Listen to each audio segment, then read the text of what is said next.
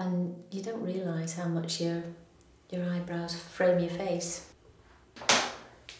Not that I had very thick bushy ones to start with, but yeah, I feel kind of naked when I haven't got them on. And a little bit of that as well.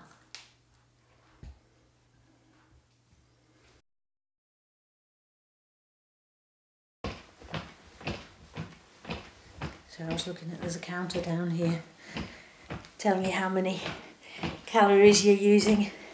Oh, really? And how long you've been doing it for. Just to stretch the top of the spine and do this. I don't fit the bill, or the normal criteria for getting cancer. Was never overweight, never on the pill, genetics weren't in it either. I put it down, I was going through a lot of stress at the time. My first marriage was ending, and I was getting divorced and under a lot of stress at that time. Whether that caused the cancer to start, I really don't know, and nobody really does know. Some people don't like to talk about cancer. Some people drift away, and I acknowledge that. Others who ask questions, more searching questions, I'll answer them, yeah. I don't hide it.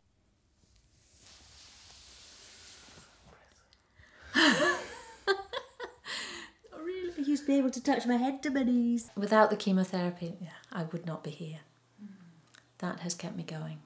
I wasn't given a prognosis of how long, apart from that if I didn't respond to chemotherapy, then I would be a very sick person after 9 months. And it's been nearly 2 years now. But yeah, that one never fitted quite as well. Was it that way? There we go. Seems odd to see them now. Because that's what, I think that's about 3 months I've gone without a wig. Yeah. I'm not supposed to scuba dive or ski anymore. Just because of the danger if I fall.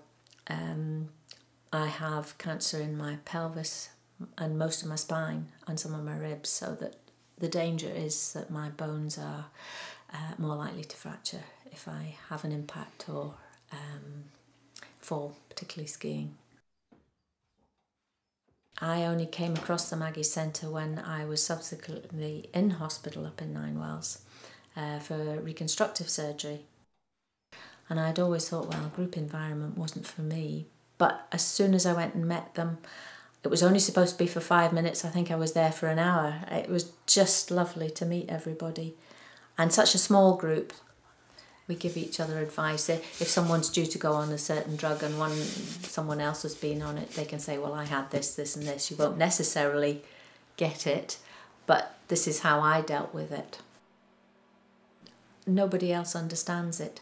Even close husbands and wives, I think, can't understand it because they don't experience it. And I think it's that bond that we have with each other. It's one of the worst diagnoses you can get, and you've got that diagnosis. I'm still here, I'm still feeling fine, I can still pursue things that I want to do. So at the present moment I can say I'm not scared. It doesn't frighten me. As long as I know I'm not going to experience terrible pain or anything like that, it doesn't frighten me. So I think it probably affects John more because all the children have grown up and gone, and he feels as though he's going to be on his own.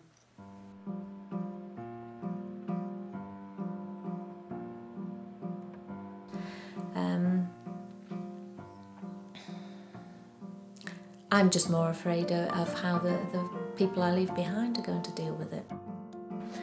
I'm also concerned about John's children and my children.